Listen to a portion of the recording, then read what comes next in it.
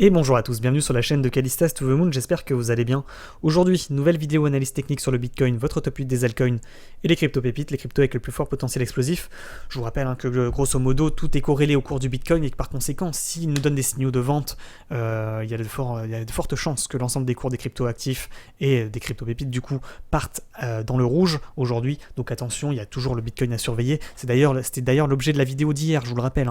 Je vous ai mis une vidéo formation sur les crypto-pépites et je vous rappelle dans cette vidéo que grosso modo c'est le Bitcoin qui décide à la fin, c'est lui qui donne le là sur les marchés cryptoactifs. S'il est haussier, globalement tout est haussier, s'il est baissier, globalement tout est baissier, je vous le rappelle. Puis je vous rappelle également que vous avez des liens en description pour tous les nouveaux, des liens Bybit et Binance. En passant par ces liens affiliés, vous avez moins 10% sur vos frais d'échange. Ce sont des plateformes que j'utilise pour acheter ou vendre des crypto-monnaies ou faire du trading sur les crypto-monnaies, et en passant par ces liens affiliés, vous avez moins 10%. Voilà, on débute également la vidéo avec le Bitcoin en vue 4 heures. Et également l'avertissement, je vous rappelle que ce contenu n'est pas un conseil en investissement, ni une incitation à acheter ou à vendre des cryptoactifs, et que ce type d'investissement peut vous exposer à des risques de perte financière. Et je ne serai en rien responsable en cas d'information erronée incomplète, en cas de perte financière ou de manque à gagner financier. Voilà. On débute directement du coup avec le cours du Bitcoin en vue journée, avec les informations que je vous avais données sur Telegram et il me semble également sur YouTube, à savoir qu'il y avait peut-être des chances qu'on rentre dans une sorte de range, vous le voyez sur le Bitcoin, et je vous avais donné les informations suivantes. Si cassure du haut de range, signal d'achat. Si cassure du bas de range, signal de vente. Également, si cassure de la ligne de tendance haussière, signal de vente. Voilà, ça c'était l'objet plutôt de la vidéo d'hier, où je vous explique tout simplement la raison du crash sur le Bitcoin. Et à savoir que la vidéo d'hier avait été enregistrée dimanche, donc c'est-à-dire avant le crash. Voilà. Et j'expliquais effectivement que si on cassait la ligne de tendance haussière en vue 4 heures, ce serait un signal de vente important sur le Bitcoin, ainsi que sur l'ensemble des altcoins, et du coup ça annulerait les crypto-pépites, ainsi que ça ferait passer l'ensemble des crypto-monnaies dans le rouge directement. C'est ce qui s'est finalement passé. Donc quelque part, analyse prémonitoire dimanche. Donc on débute également la vidéo, vous le voyez, avec ce Bitcoin en vue journée.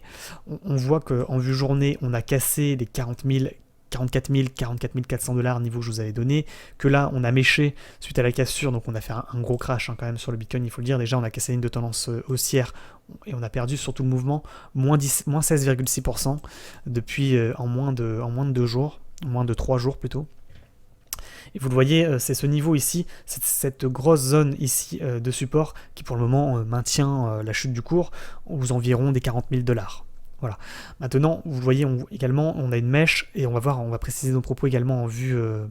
Avant de passer en vue 4 heures, on va regarder rapidement en vue journée avec les bandes de Bollinger. Vous voyez que là, on a tenté une cassure de la bande basse de Bollinger, donc c'est un indicateur qui nous donne quand même des informations importantes. On voit qu'on a cassé, qu'on a méché et qu'on a clôturé en vue journée à peu près au niveau ici à 42 900. À 43 000 $. Quoi. Donc c'est-à-dire que si on devait résumer l'analyse du jour, on se dirait que finalement, il ne faut pas casser les 43 000 $ dans la journée, parce que ça voudrait dire qu'on casse la clôture journalière d'hier. Donc c'est un niveau important à mon avis à surveiller dans la journée, les 43 000 $. Maintenant, en vue 4 heures, il y a certains qui s'enthousiasment de la reprise de la hausse également sur Telegram en me disant on a fait un magnifique chandelier ici de retournement qui s'appelle un marteau. Un marteau, c'est un chandelier effectivement de retournement qui montre qu'il y a une force acheteuse. C'est-à-dire que le chandelier était baissier, hop, et là vous voyez, avant la clôture, il y a eu énormément d'acheteurs qui ont acheté pour clôturer le chandelier aux environs des 42 680 $. Donc j'ai envie de vous dire également que ce niveau des 42 680 $ sera également un niveau important à surveiller. Donc si on doit résumer, pour le moment on a deux niveaux importants à surveiller, les 43 000 $, c'est psychologique, mais aussi en avant-première les 42 680 $ qu'il ne faudrait pas casser. Voilà. Maintenant également, on me parle peut-être, effectivement, ce que je vous ai dit ce matin, il y a peut-être une chance de reprise de hausse avec les informations suivantes, c'est-à-dire que je vous ai mis sur Twitter une analyse en début de matinée, rapide, une analyse rapide bien sûr. En vue jour, on clôture sous les 44 400 $, donc plutôt un signal de vente, vous l'avez compris. Par contre, en vue 4 heures, on est également sous les moyennes mobiles 9 périodes et 20 périodes, et on est également en dessous de la ligne de tendance. Donc pour le moment, effectivement, il faut, selon moi, rester plutôt patient, privilégier les positions short. Maintenant, je vais étayer mon propos parce que ça a été envoyé il y a 7 heures. Et je vous ai indiqué la chose suivante. Pour moi, pas de reprise de hausse pour le moment, tant que le Bitcoin n'a pas retrouvé un vrai bottom, c'est-à-dire un vrai point bas sur lequel on pourrait rebondir, on pourrait s'appuyer, un vrai support, avec en plus de ça des chandeliers de retournement aussi en vue 4 heures. Donc c'est ce qu'on a eu tout à l'heure en début de matinée, plus une augmentation des volumes sur les hausses, plus une cassure de la ligne de tendance en vue 4 heures. Voilà. Donc on va préciser bien entendu nos propos. Vous le voyez ici par rapport à cette analyse du Bitcoin en vue 4 heures.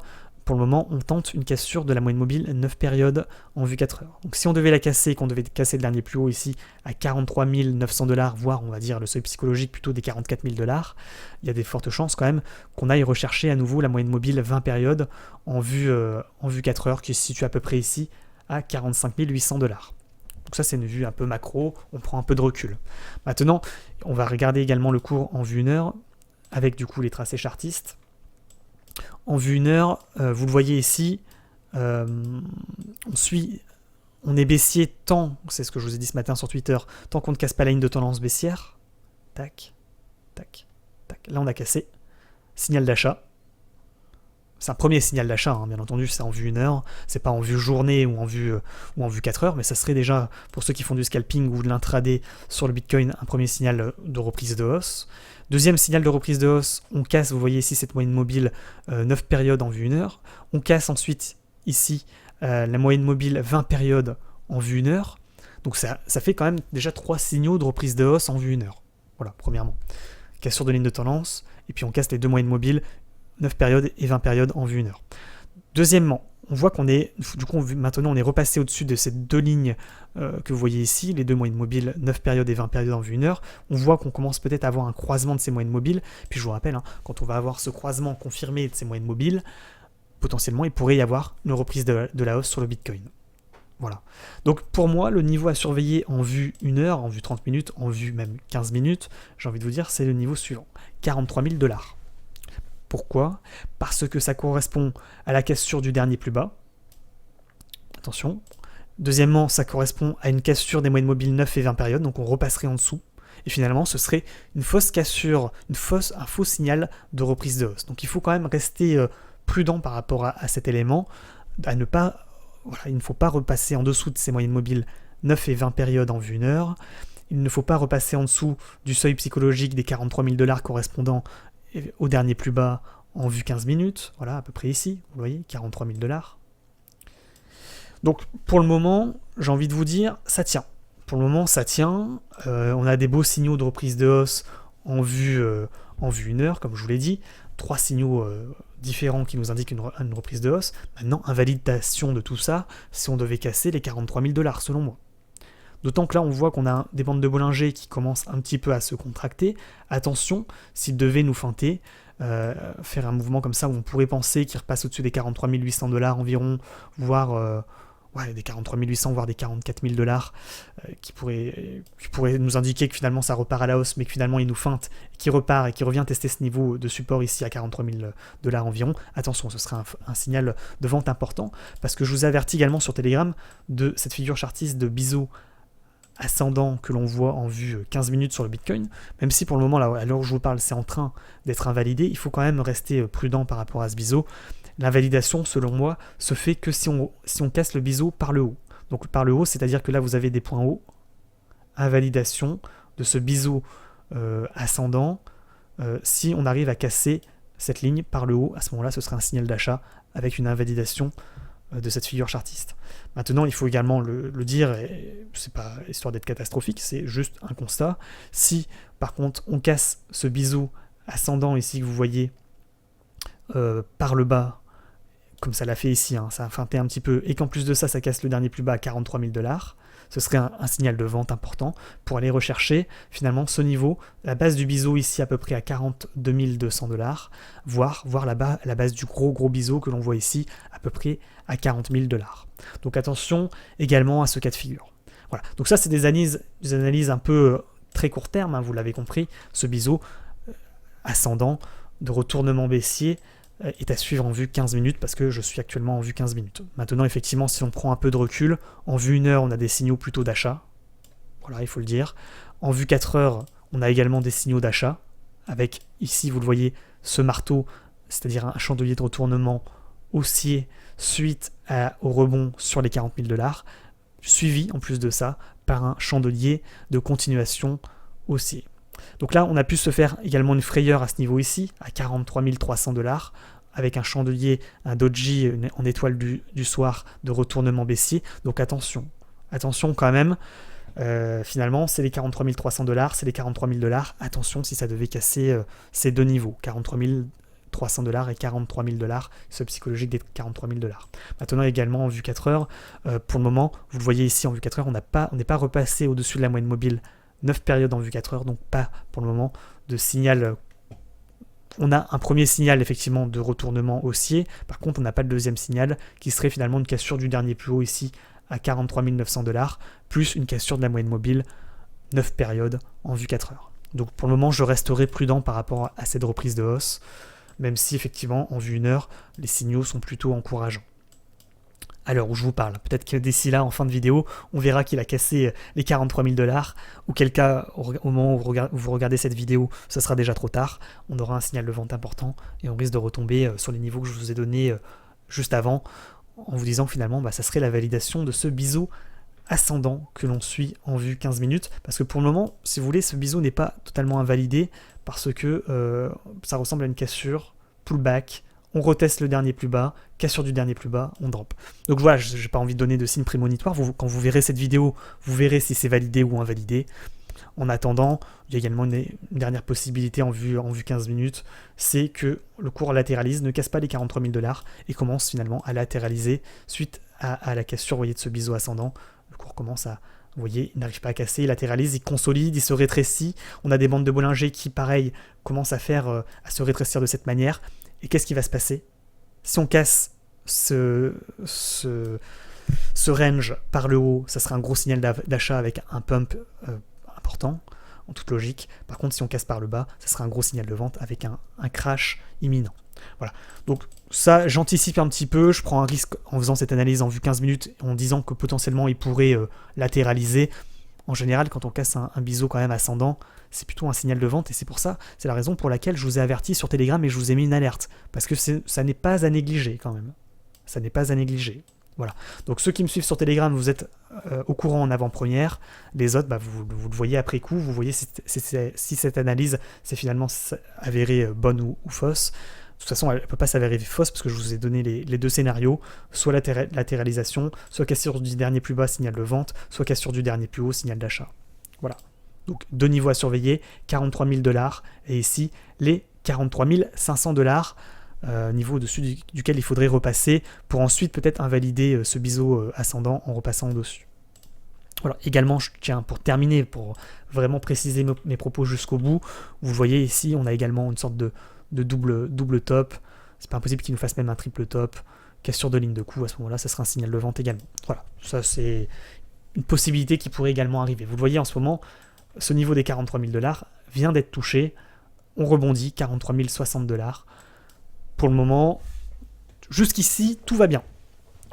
On en reparlera là peut-être en fin de vidéo d'ici 5 à 15 minutes. Donc on va passer maintenant à votre top 8 des altcoins. Je vous rappelle qu'ils sont globalement tous corrélés au cours du Bitcoin. Puis également, vous le voyez en vue 4 heures, voilà, ce chandelier que je vous ai donné en étoile du soir, qui est un chandelier en doji en plus de retournement baissier, c'est peut-être une première indication qu'on n'arrive pas à repasser au-dessus de la moyenne mobile 9 périodes en vue 4 heures, plus chandelier de retournement.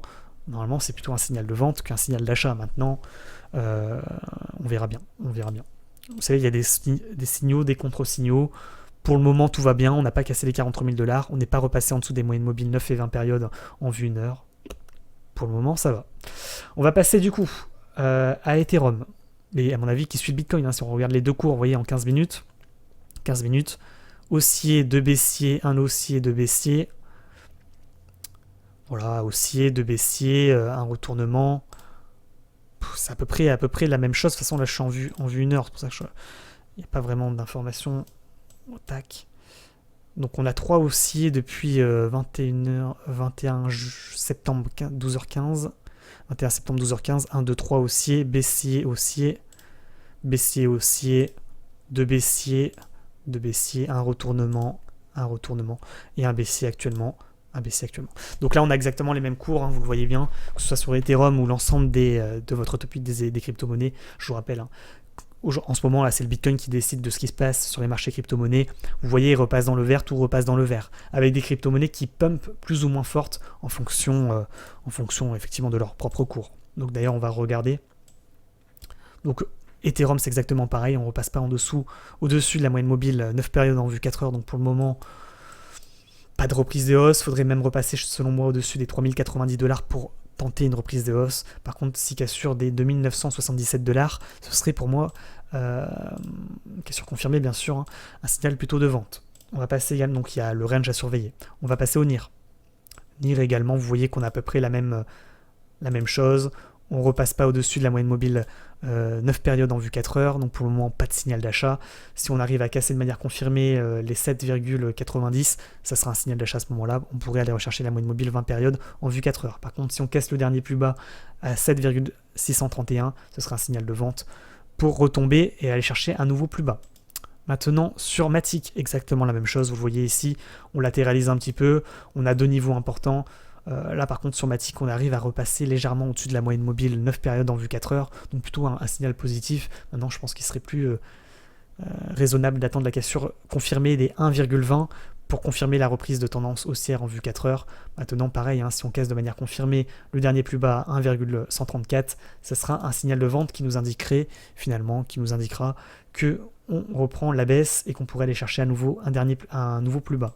Sur ADA Cardano, lui, il a déjà confirmé, vous le voyez ici, il a cassé le range, exactement le même range que sur les autres, sauf que lui, il a cassé de manière confirmée, cassure, pullback, on décolle, on va chercher les moyennes mobiles, 20 périodes en vue 4 heures ici, avec un objectif de cours minimum à 2,25. Si on casse ce niveau et qu'on repasse au-dessus de la moyenne mobile 20 périodes en vue 4 heures, on pourrait aller rechercher les 2,322. Ça serait l'objectif final, et puis là, si on casse les 2,32, on pourrait réintégrer le triangle que l'on voyait au-dessus. Le VeChain, c'est pareil, vous le voyez ici, latéralisation du cours, cassure du dernier plus haut, cassure, pullback, tant qu'on ne repasse pas en dessous des 0,09534, pas de signal de vente, et on pourrait potentiellement aller chercher la moyenne mobile 20 périodes en vue 4 heures à 1,104 tout simplement sur le VeChain, ça serait l'objectif de cours, voire ici, hein, vous le voyez, la dernière résistance à 0,11.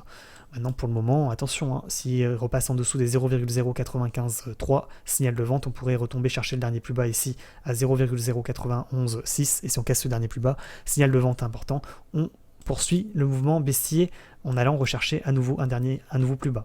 Pareil sur le BNB, tout se ressemble. Exactement la même stratégie, deux niveaux à surveiller, vous l'avez compris, les 363,4$, et ici les 371,4$. Si on repasse pas en dessous de ce niveau, signal d'achat, on pourrait aller chercher la moyenne mobile 20 périodes. Si on repasse en dessous, on pourrait aller rechercher le bad range, voire un nouveau plus bas une nouvelle fois. Le GLD. Le GLD, par contre, vous le voyez ici, lui, il a bien confirmé. Donc finalement, vous voyez hein, sur les cryptos, de manière générale, quand ça casse de manière confirmée le range que je viens de vous donner, le range à surveiller, donc le rectangle, dès qu'on casse de manière confirmée, beau signal d'achat, on pump hein, sur le GLD. Entre le moment où il a cassé l'autre range et maintenant, il a pris 16%. Donc vous voyez, c'est ce qui pourrait arriver également sur le Bitcoin et les altcoins de manière générale. Objectif de cours sur le GLD, ça serait selon moi le haut de canal descendant, ici à peu près à 232,2. Boss final selon moi. Après si on casse le canal descendant par le haut, signal d'achat, on risque de pump, bien entendu, vous le savez. Par contre, il y a des chances quand même qu'on rebondisse une fois qu'on a atteint le haut de canal pour aller rechercher à nouveau le milieu de canal, voire le bas de canal. Donc attention quand même également à cette possibilité. On passe au Solana. Le Solana, en vue 4 heures, on voit que finalement le range, peut-être plus plutôt ici, voire ici. Hein. Pour le moment, tout va bien sur Solana. On repasse au-dessus de la moyenne mobile 9 périodes en vue 4 heures.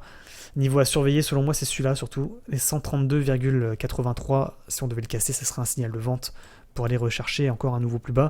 Maintenant, également, il faut le dire, hein, ici, on a une sorte de range, vous le voyez également. Tac. Donc, dès qu'on sortira de ce rectangle, on aura la direction du cours. Si on casse par le haut de manière confirmée ici à $144, ce sera un signal d'achat pour aller rechercher le milieu de range ici à 152,4, voire le haut de range ici à 169,5. Par contre, si on rebondit ici, comme c'est en train de le faire actuellement à $144, on pourrait aller rechercher à nouveau le dernier plus bas, ici à 132,7, et si on casse les 132,7, on pourrait continuer le mouvement baissier sur le Solana, donc attention, selon moi, c'est plutôt le range actuellement qu'il faut surveiller. Le XRP, identique au reste des crypto-monnaies, sauf que lui, il n'a pas cassé le haut de range. Deux niveaux à surveiller, les 0,95,8. Si on casse de manière confirmée ce haut de range, signal d'achat, on pourrait aller rechercher la moyenne mobile 20 périodes en vue 4 heures. Par contre, si on ne casse pas, on pourrait rebondir pour aller rechercher à nouveau le dernier plus bas à 0,92, enfin 91,8 pour être précis. Et si on casse les 0,91,8, signal de vente, on risque de retomber pour aller chercher un nouveau plus bas une nouvelle fois. On va passer aux crypto-pépites peut-être. Est-ce qu'il y en a? Je ne pense pas, mais on va quand même vérifier l'ensemble des alts.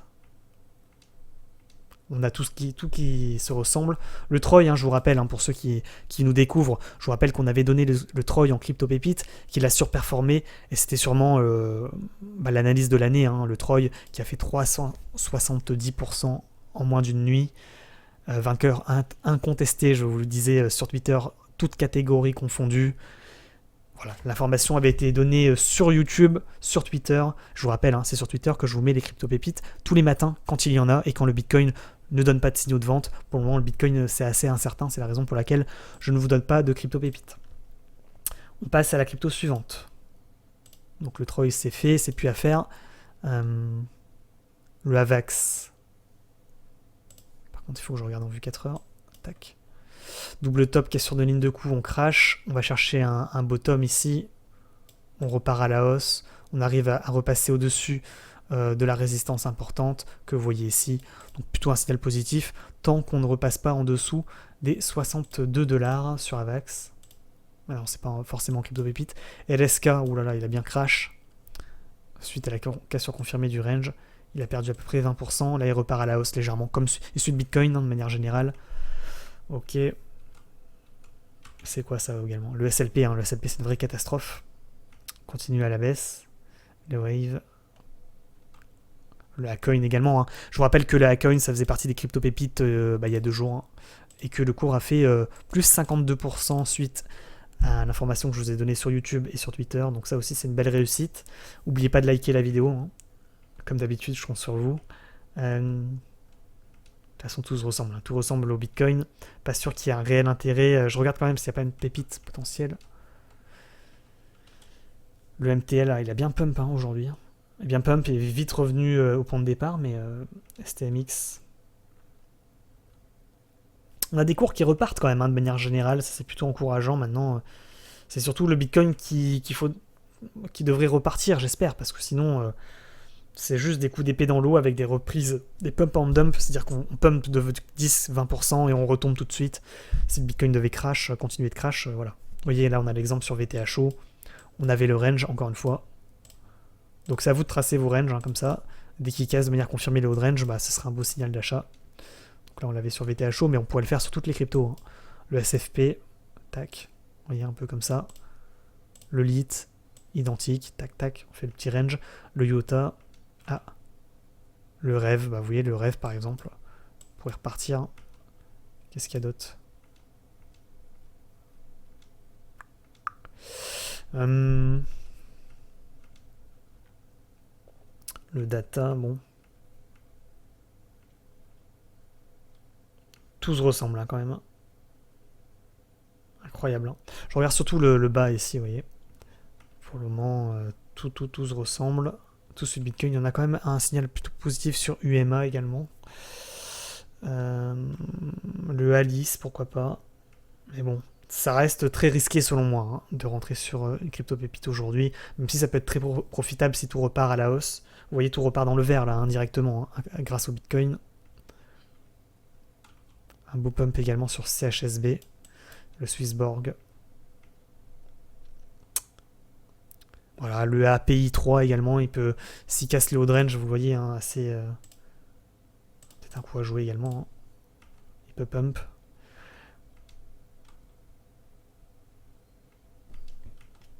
Tout se ressemble de manière générale, je pense qu'on peut avoir la même conclusion sur l'ensemble des crypto-monnaies, tout sur Bitcoin. Je regarde quand même tout, hein, tout ce qu'on peut avoir. Un beau signal sur Elrond et Gold, là. Tout sympa. Bon, il a déjà bien pris, hein, il a déjà pris 22%, c'est un peu dommage. C'est quoi ça également? Le ELF. Plutôt sympa. Ok, bon. Bah, vous voyez, on n'a rien de très probant. Moi, je me risquerai pas à vous donner aujourd'hui des crypto-pépites. Même si, effectivement, vous voyez, hein, si ça casse le haut de range par le haut, ça peut pump de manière générale comme ça sur l'ensemble des altcoins. Maintenant, si on regarde le Bitcoin en vue jour, c'est pas forcément très encourageant. Même si vous le voyez, hein, également sur le Bitcoin, je tenais à vous informer potentiellement d'une sorte de canal descendant. J'ai oublié de vous en parler, mais c'est également une possibilité. Hein, qu'en fait on soit rentré dans une sorte de canal descendant, qu'aujourd'hui finalement ce soit un jour globalement haussier, avec vous voyez ici, tac, un rebond soit en milieu de canal pour aller rechercher à nouveau le bas de canal, soit une cassure du milieu de canal pour aller rechercher à nouveau le haut de canal, ici à peu près à 47 000 $. Donc c'est pas non plus à négliger. Pour le moment c'est plutôt valide. J'ai plusieurs points bas qui finalement confirment le bas de canal et deux points hauts qui confirment finalement le haut de canal. Je pense que ce canal est pas forcément faux. Voilà. Maintenant, il faudrait repasser selon moi au-dessus des 44 000 $ pour effectivement tenter un rebond, enfin une cassure de milieu de canal pour aller rechercher à nouveau le haut de canal. Mais cela ne donnerait pas l'information non plus d'une reprise de hausse sur le Bitcoin. Ça voudrait juste dire qu'on va chercher le haut de canal, donc finalement il faudrait repasser peut-être au-dessus des 47 000 $, ce niveau à peu près ici, pour tenter une cassure de canal descendant, parce que je vous rappelle, hein, cassure de canal descendant, signal d'achat, on va chercher la grosse résistance ici à 49 000 $, si on casse cette résistance, on va rechercher à nouveau les 53 000 $. Maintenant, également, trading sur canal, c'est également comme ça, on peut arriver effectivement en haut de canal ici à 47 000, voire à peu près à 46 000 $, rebondir une nouvelle fois à la baisse, et aller chercher le milieu de canal, voire le bas de canal. Parce que je vous le rappelle, tant qu'on ne sort pas du canal, on est descendant, tout simplement. C'est comme ça qu'on fait du trading sur canal descendant. C'est toujours un peu risqué de faire du trading en contre-tendance, c'est-à-dire que là, la tendance, elle est baissière en vue jour. Et contre-tendance, ça veut dire que on achète en bas pour revendre en haut.